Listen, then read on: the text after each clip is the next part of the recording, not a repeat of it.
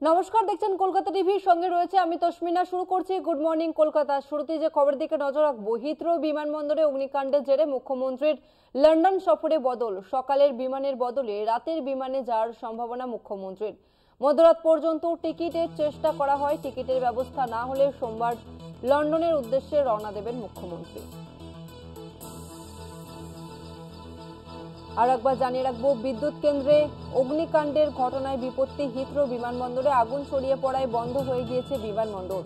বিমান ওঠানামা কবে থেকে স্বাভাবিক হবে তা এখনো পর্যন্ত জানা যায়নি এবং এই পরিস্থিতিতে মুখ্যমন্ত্রী মমতা বন্দ্যোপাধ্যায়ের লন্ডন সফর পিছিয়ে গেল। সূত্রের যে খবর পাওয়া যাচ্ছে, যদি পরিস্থিতি আজ স্বাভাবিক থাকে তাহলে তিনি রাতের ফ্লাইটে রওনা দেবেন, আর যদি পরিস্থিতি স্বাভাবিক না হয় তাহলে তিনি 24শে মার্চ অর্থাৎ সোমবার তিনি লন্ডন সফরের উদ্দেশ্যে রওনা দেবেন, এমনটাই জানা যাচ্ছে।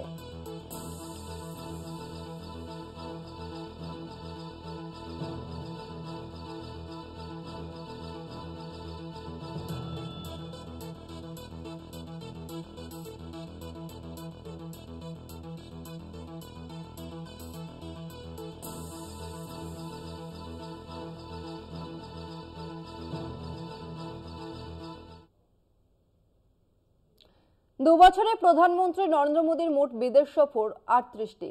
সফরে খরচ হয়েছে 258 কোটি টাকা। রাজ্যসভায় মল্লিকার্জুন খাড়গের প্রশ্নের উত্তরে এমনই তথ্য সামনে আনলেন বিদেশ প্রতিমন্ত্রী। দুবছরে 38টি বিদেশ সফর মোদীর। সফরে মোট খরচ 258 কোটি টাকা। বিভিন্ন কূটনৈতিক কাজে বিদেশ সফরে যেতে হয় রাষ্ট্রপ্রধানদের। প্রায় বিদেশ সফরে যান ভারতের প্রধানমন্ত্রী নরেন্দ্র মোদী। বিদেশ মন্ত্রক সূত্রে মোদীর বিদেশ সফর সংক্রান্ত একটি চাঞ্চল্যকর তথ্য সামনে এলো।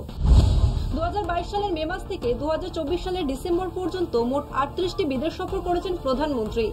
এই সফরগুলিতে মোট খরচ হয়েছে 258 কোটি টাকা। রাজ্যসভায় এমনই তথ্য দেওয়া হয়েছে।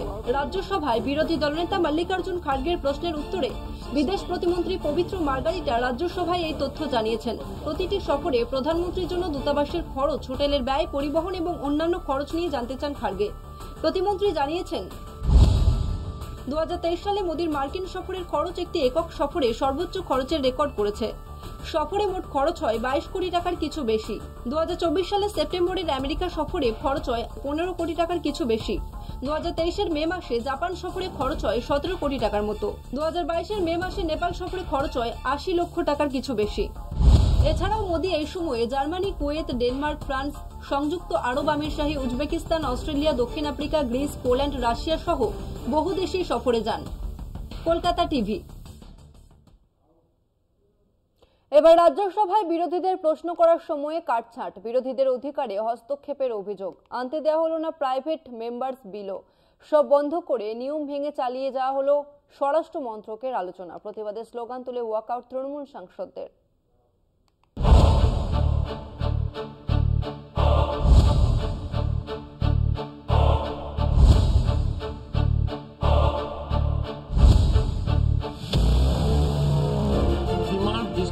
এবার সংসদে বিরোধীদের অধিকারে হস্তক্ষেপের অভিযোগ কেন্দ্রের শাসক দলের বিরুদ্ধে।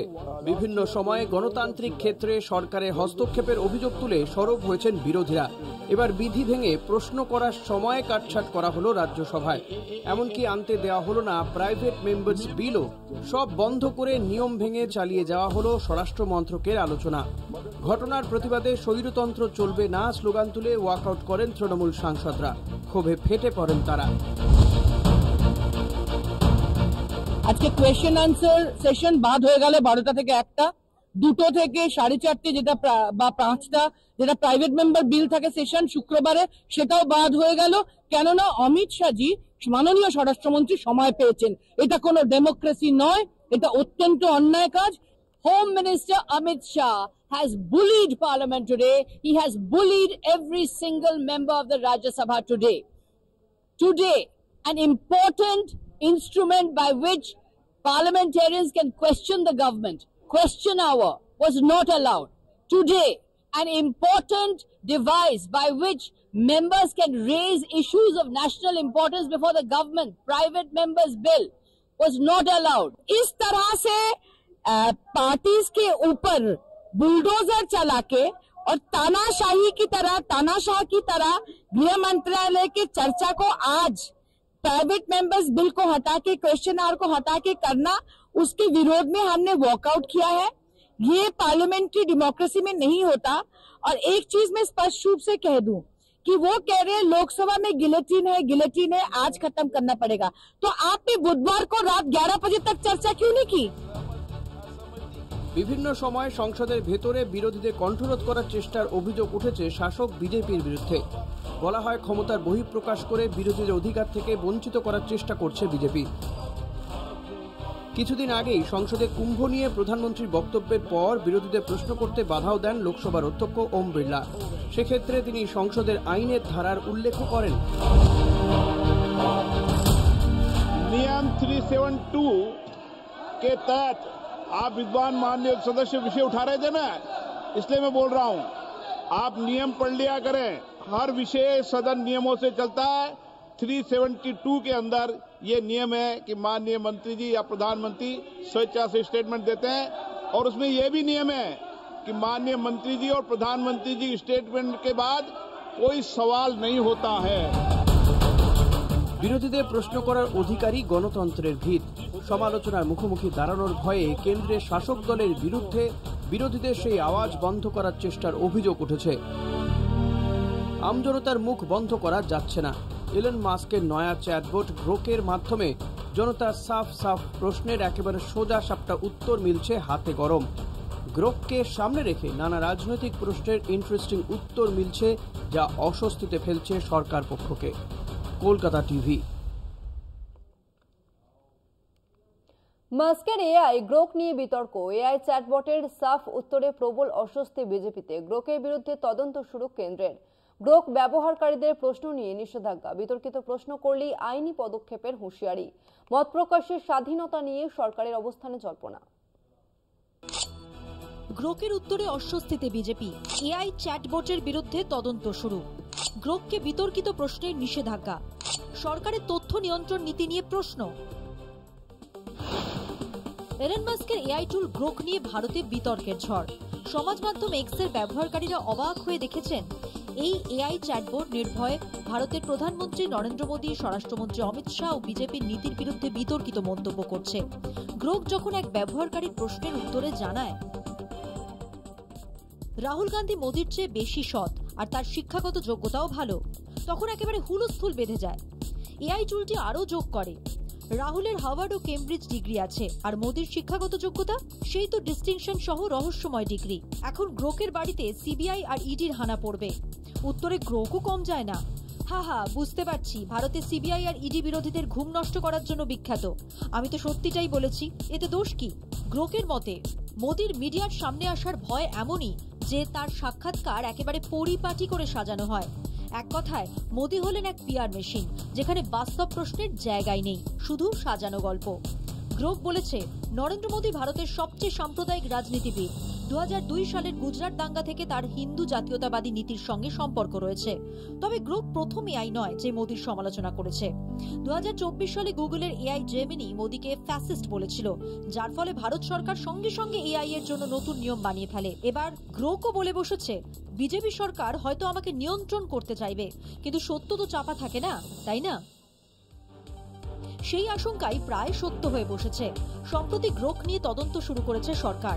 অভিযোগ তোলা হয়েছে এই চ্যাটবটে হিন্দি ভাষায় অশালীন ও কুরুচিপূর্ণ শব্দ ব্যবহার করা হচ্ছে। তবে সরকারের তরফে গ্রোক গালি দিয়েছে বলা হলেও আসলে গ্রোক যে মোদী এবং তার সরকারের বিরুদ্ধেই কথা বলেছে সেটাই সম্ভবত তদন্তের মূল কারণ। কেন্দ্রের তরফে ঘোষণা করা হয়েছে গ্রোককে এমন প্রশ্ন করা যাবে না যাতে গ্রোক কোনো রকম বিতর্কিত উত্তর দিতে পারে। অর্থাৎ মাস্কের এআই হাতের বাইরে বুঝে এবার দেশের মানুষের হাত বাঁধতে চাইছে কেন্দ্র।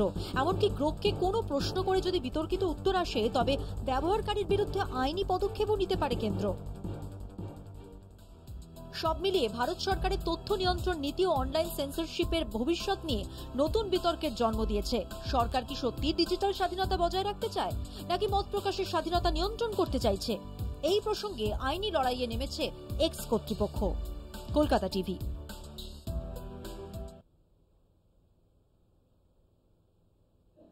Good morning Kolkata. এখন সময় একটা বিরতির, ফিরছে আরো খবর নিয়ে, সঙ্গে থাকুন।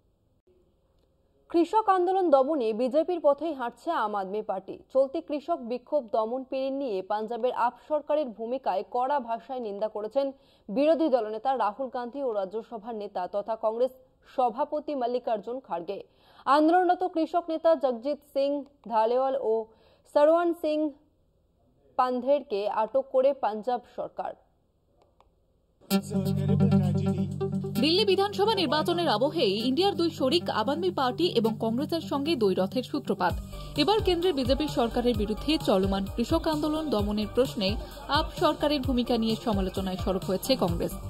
কৃষক সংগঠনগুলি দিল্লি চলো অভিযানে গত বুধবার দুই প্রথম সারির নেতা জগজিৎ সিং ধালেওয়াল এবং সরওয়ান সিং পান্ধেরকে আটক করে পাঞ্জাবের ভগবান মানের আপ সরকারের পুলিশ। কৃষক মিছিলেও পদে পদে বাধা দেয় রাজ্য প্রশাসন। লোকসভায় বিরোধী দলনেতা রাহুল গান্ধী কৃষক নেতাদের আটকের প্রশ্নে কেন্দ্রের পাশাপাশি পাঞ্জাব সরকারকেও আক্রমণ করেছেন।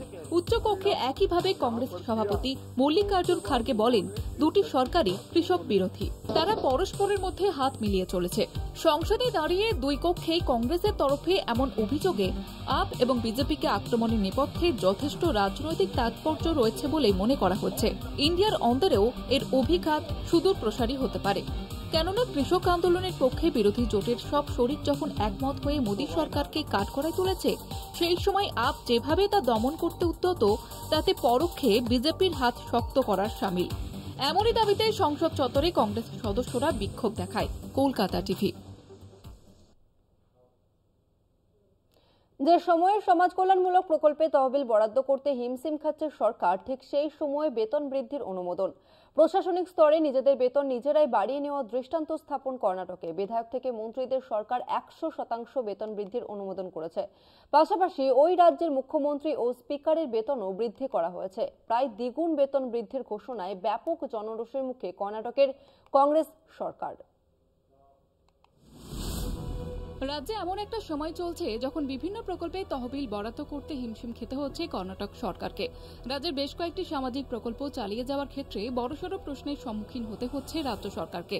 ঠিক সেই মুহূর্তে মুখ্যমন্ত্রী, স্পিকার, মন্ত্রী, বিধায়কদের বেতন বৃদ্ধির অনুমোদন দিয়েছে সরকার। একটি খসড়া বিলের মাধ্যমে প্রায় 100% বেতন বৃদ্ধির অনুমোদন দেওয়া হয়েছে। নিজেদের বেতন নিজেরাই বাড়িয়ে নেওয়া দৃষ্টান্ত স্থাপন কর্ণাটকের কংগ্রেস সরকারের। পাশাপাশি নিজেদের বেতন যেখানে বাড়ানো হয়েছে দ্বিগুণ, সেখানে বিরোধী দলনেতার বেতন বেড়েছে মাত্র 10,000। নয়া বেতন কাঠামো অনুযায়ী মুখ্যমন্ত্রী থেকে স্পিকাররা বেতন পাবেন প্রায় দ্বিগুণ। স্পিকারের বেতন 75,000 টাকা থেকে বেড়ে হয়েছে 1,25,000 টাকা। মুখ্যমন্ত্রীর বেতন 75,000 থেকে বেড়ে হয়েছে 1,50,000 টাকা। মন্ত্রীদের বেতন 60,000 থেকে বেড়ে হয়েছে 1,25,000 টাকা। বিরোধী দলনেতার বেতন 60,000 থেকে বেড়ে হয়েছে 70,000 টাকা। চিফ হুইপ 50,000 থেকে বেড়ে হয়েছে 70,000 টাকা। বিধায়কদের 40,000 থেকে বেড়ে হয়েছে 80,000 টাকা। রাজ্যের আর্থিক টালমাটালের মধ্যে বেতন বৃদ্ধির ঘটনায় কর্ণাটকের কংগ্রেস সরকারের যুক্তি, ব্যয় মোকাবিলায় ঝক্কি সামলাতেই বাড়ানো হয়েছে বেতন। ঘটনায় সমালোচনার ঝড় উঠেছে। বেতন বৃদ্ধির সিদ্ধান্তে ব্যাপক জনরোষের সামনে পড়েছে কর্ণাটক সরকার। আগামী দিনে কি হয় এখন সেটাই দেখার। কলকাতা টিভি।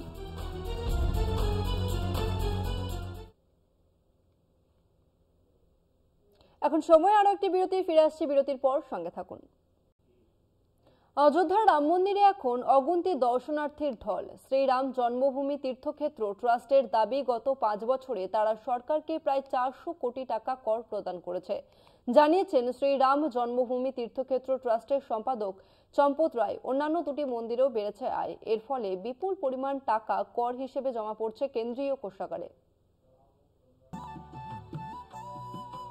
মহা ধুমধাম করে উদ্বোধন হয়েছিল অযোধ্যা রাম মন্দিরের। মন্দির উদ্বোধনের পর থেকেই দর্শনার্থীদের ভিড়। রাম মন্দির এখন পর্যটনে কেন্দ্রবিন্দু। ভিড় বাড়ার সঙ্গে সঙ্গে আয় বাড়ছে উত্তরপ্রদেশ সরকার ও মন্দির কমিটির। এই মন্দির থেকে রাজস্ব এবং কর হিসেবে জমা পড়ছে বিপুল অঙ্কের টাকা। এই অর্থ 5ই ফেব্রুয়ারি 2020 থেকে 5ই ফেব্রুয়ারি 2025-এর মধ্যে দেওয়া হয়েছে। গত 5 বছরে সরকারকে প্রায় 400 কোটি টাকা কর প্রদান করা হয়েছে, জানান শ্রীরাম জন্মভূমি তীর্থক্ষেত্র ট্রাস্টের সম্পাদক চম্পত রায়। 400 কোটি টাকার মধ্যে পণ্য ও পরিষেবা কর জিএসটি হিসেবে দেওয়া হয়েছে 270 কোটি টাকা, আর বাকি 130 কোটি টাকা বিভিন্ন করের আওতায় জমা করা হয়েছে। স্বচ্ছতার সঙ্গে কাজ হয় বলেই দাবি রাম মন্দির ট্রাস্টের। ট্রাস্টের কর্তা চম্পত রায় বলেন, অযোধ্যায় ভক্ত ও পর্যটকদের সংখ্যা 10 গুণ বৃদ্ধি পেয়েছে। উল্লেখ্য, দেশের বিভিন্ন তীর্থস্থানের আয়ের তথ্য সামনে এসেছে। জম্মুর কাটরায় অবস্থিত বৈষ্ণোদেবী 2023-24 অর্থবর্ষে 683 কোটি টাকা আয় করেছে, যার মধ্যে 255 কোটি টাকা এসেছে প্রণামী থেকে। এটি করমুক্ত। 133.3 কোটি টাকা এসেছে অন্যান্য খাতে। তিরুপতি তিরুমালা মন্দিরে 4800 কোটি টাকার রাজস্ব এসেছে। এর 1/3 বেশি এসেছে প্রণামী থেকে। 2021 অর্থবর্ষ থেকে 5 বছরে প্রায় 130 কোটি টাকা জিএসটি দিয়েছে। পাশাপাশি তিরুপতি ট্রাস্টের ওয়েবসাইট অনুসারে 2017 অর্থ বছরে বাজেট ছিল 2678 কোটি টাকা, যা 2025 অর্থ বছরে বেড়ে 5145 কোটি টাকা হয়েছে।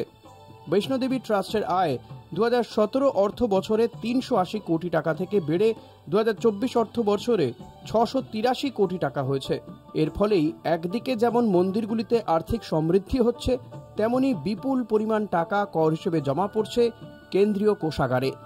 কলকাতা টিভি।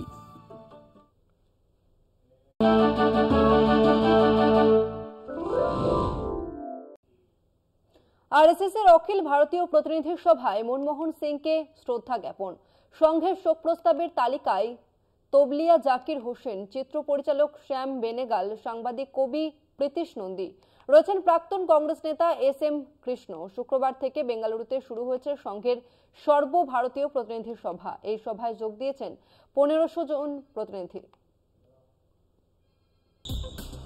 21 থেকে 23 মার্চ আরএসএস এর সর্বোচ্চ নীতি নির্ধারক সভা অখিল ভারতীয় প্রতিনিধি সভার 3 দিনের বৈঠক। আরএসএস এর কাছে এই বৈঠক যথেষ্ট তাৎপর্যপূর্ণ। এবার আরএসএস এর এই সভার প্রথম দিনই মনমোহন সিং এর নামে শোক প্রস্তাব। পাশাপাশি সাম্প্রতিক সময়ে প্রয়াত বিশিষ্ট জনেদেরও শ্রদ্ধা জানানো হয় আরএসএস এর এই সভায়। প্রয়াত সঙ্গীত শিল্পী জাকির হোসেন, চিত্র পরিচালক শ্যাম বেনেগাল, কবি প্রীতিশ নন্দী, কংগ্রেস নেতা এস.এম. কৃষ্ণ সহ আরও কয়েকজন ব্যক্তিত্বকে শ্রদ্ধা জানায় আরএসএস। 3 দিন ব্যাপী এই বৈঠকে উপস্থিত ছিলেন সংঘচালক তথা অধ্যক্ষ মোহন ভাগবত, সহ অধ্যক্ষ দত্তাত্রেয় হোসাবেল। ছিলেন 1482 জন প্রতিনিধি। এদিন বৈঠকে একাধিক বিষয়ে আলোচনা হয়। দত্তাত্রেয় হোসাবেল জানান, দেশে মোট 73,646টি স্থানে বর্তমানে আরএসএস এর কাজ হচ্ছে। এর মধ্যে দৈনিক ভিত্তিতে কাজ হয় 51,710টি স্থানে, সাপ্তাহিক ভিত্তিতে কাজ হয় 21,936টি জায়গায়। দৈনিক সক্রিয় শাখার সংখ্যা গত 1 বছরে বেড়েছে 10,000। বর্তমানে সেই সংখ্যাটা দাঁড়িয়েছে 83,129।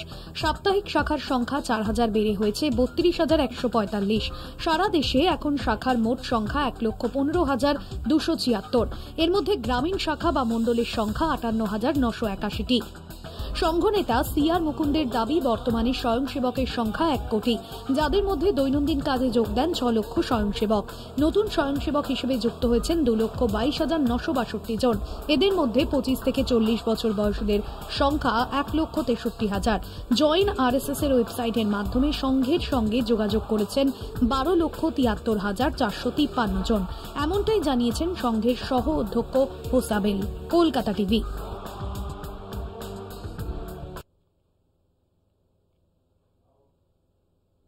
আইপিএল এর টিকিট নিয়ে প্রতারণার অভিযোগে মামলা। অভিযোগের ভিত্তিতে মিত্র লেন থেকে গ্রেপ্তার করা হয়েছে 2 জনকে। ধৃতদের কাছ থেকে মোট 17টি টিকিট, 4টি দামের টিকিট, 2টি মোবাইল ফোন ও 20,600 টাকা উদ্ধার করা হয়েছে। আরো একবার জানিয়ে রাখবো, আইপিএল এর টিকিট নিয়ে প্রতারণার অভিযোগে মামলা। অভিযোগের ভিত্তিতে মিত্র লেন থেকে গ্রেপ্তার করা হয়েছে 2 জনকে। ধৃতদের কাছ থেকে মোট 17টি টিকিট, 4টি দামের টিকিট, 2টি মোবাইল ফোন ও 20,600 টাকা উদ্ধার হয়েছে।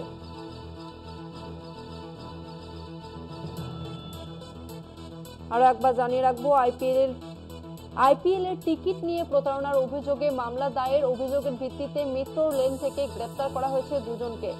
ধৃতদের কাছ থেকে মোট 17টি টিকিট, 4টি দামের টিকিট, 2টি মোবাইল ফোন ও 20,600 টাকা উদ্ধার হয়েছে।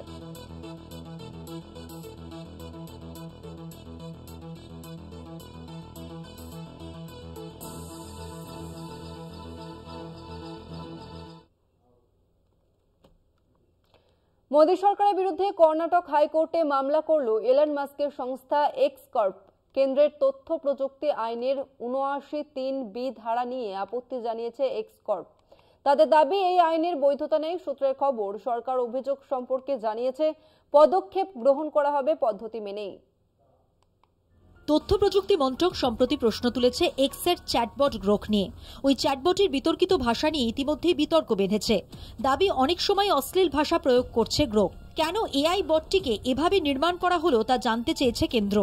এই পরিস্থিতিতে কেন্দ্রের নীতি নিয়ে প্রশ্ন তুলেছে এলন মাস্কের সংস্থা এক্স কর্প। সূত্রের খবর, সরকার নিজের অবস্থানে অনড় থেকে ইন্টারনেটে আপত্তিকর কন্টেন্ট সরানোর ক্ষেত্রে সোশ্যাল মিডিয়াকে আইন মেনে চলার কথাই জানিয়েছে। এই আবহে কেন্দ্রের বিরুদ্ধে কর্ণাটক হাইকোর্টে মামলা করল এলন মাস্কের সংস্থা এক্স কর্প। কেন্দ্রের তথ্য প্রযুক্তি আইনের 79(3)(b) ধারা নিয়ে আপত্তি জানিয়েছে সংস্থা। এই আইনের বৈধতা নিয়ে প্রশ্ন তুলেছে এক্স কর্প। এর ফলে এমন এক সেন্সরশিপ ব্যবস্থা চালু হচ্ছে যার ফলে কন্টেন্ট ব্লক হচ্ছে, ফলে প্ল্যাটফর্মে প্রভাব পড়ছে। সূত্রের খবর, সরকারের পক্ষ থেকে জানানো হয়েছে অভিযোগ সম্পর্কে পদ্ধতি মেনেই পদক্ষেপ করা হবে। পাশাপাশি সোশ্যাল মিডিয়ার প্ল্যাটফর্মগুলিকে আইন মানতেই হবে। আর এতেই আপত্তি তুলেছে মাস্কের সংস্থা। তাদের দাবি, কোনো অপসারণ করতে গেলে তার কারণ জানাতে হবে এবং সিদ্ধান্ত চূড়ান্ত করার ক্ষেত্রে শুনানির ব্যবস্থা করতে হবে। জানিয়ে বেঁধেছে বিপত্তি। Kolkata TV. Good morning Kolkata, আজকের মতো এই পর্যন্তই। আপনারা দেখতে থাকুন কলকাতা টিভি, রাত দিন 7 দিন।